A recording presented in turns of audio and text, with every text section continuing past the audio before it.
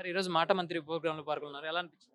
చాలా హ్యాపీగా ఉందండి. అంటే నా ఒక్కడికే కాదు, ఇక్కడికి వచ్చినటువంటి దగ్గర దగ్గర రమారమి 2000 మంది రాష్ట్ర వ్యాప్తంగా వచ్చినటువంటి వివిధ కేడర్ల ఉద్యోగులందరికీ కూడా అంటే గ్రామ స్థాయి నుంచి జిల్లా స్థాయి అధికారులందరూ ఇక్కడికి వచ్చారు. చాలా హ్యాపీగా ఉన్నారు. వారికి ఏ విధంగా కృతజ్ఞతలు తెలియజేయాలి, మాకు ప్రమోషన్లు ఇచ్చినందుకు గానని అందరూ ఊహించుకునే టైంలో మరి ఈ మాట మంత్రి కార్యక్రమం పెట్టడం జరిగింది. మరి స్వయంగా మనం వారందరికీ మా తరపున కొంతమంది మా సహోదరులందరూ కూడా మరి కృతజ్ఞతలు తెలియజేశారు. ఈ ఏదైతే పంచాయతీరాజ్‌లో గత 25, 30 సంవత్సరాల నుంచి లేనటువంటి సంస్కరణలను తీసుకొచ్చి సీఎం గారు ఆయన డిప్యూటీ సీఎం గారు మరి 10,000 మందికి పైగా మరి ప్రమోషన్స్ కల్పించారు వివిధ స్థాయిల్లో.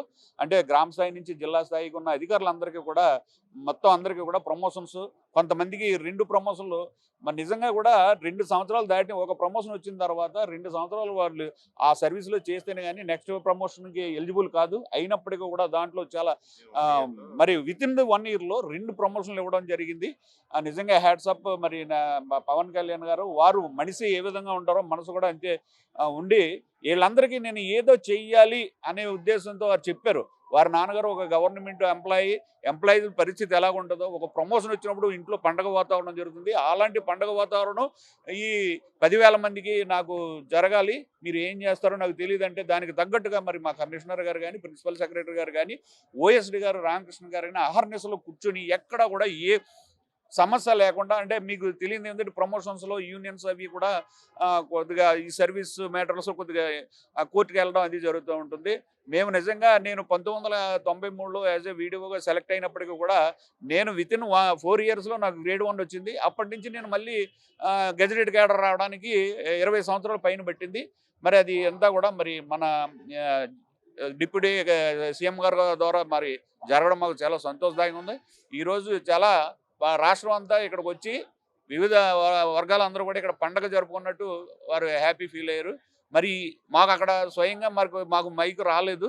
చాలా మంది ఉండడం వల్ల, మాకు రాకపోవడం వల్ల మేము సార్తో డైరెక్ట్ ఇంటరాక్ట్ అవ్వలేకపోయాం. మా భావాలని వారితో పంచుకోలేకపోయాం. అంటే మాట్లాడిన పంచాయతీ సెక్రటరీ అంటే పీడీఓస్ కానివ్వండి, డీడీఓస్ కానివ్వండి, ఎంపీడీఓస్ కానివ్వండి చాలా చక్కగా మాట్లాడారు. రియల్గా ఉన్నటువంటి ప్రాబ్లమ్స్ చెప్పారు. మరి డిప్యూటీ సీఎం గారు కానీ, కమిషనర్ గారు కూడా వీళ్ళందరూ కూడాను సాల్వ్ చేయడానికి చాలా వరకు ప్రయత్నం చేస్తున్నారు.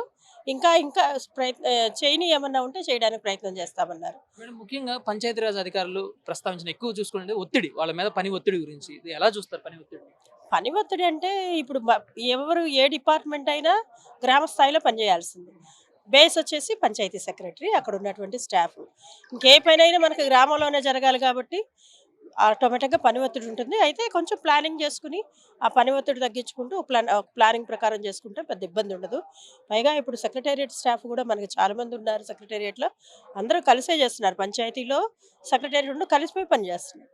సో స్టాఫ్ కూడా ఉన్నారు కానీ విభజించితే ఈ ప్రమోషన్స్ స్థాయి అది కుదరదు. ఇంకా అది మనకి రాజ్యాంగ సవరణలో ఉన్న అంశాలన్నీ కూడా దీని ద్వారానే జరుగుతున్నాయి.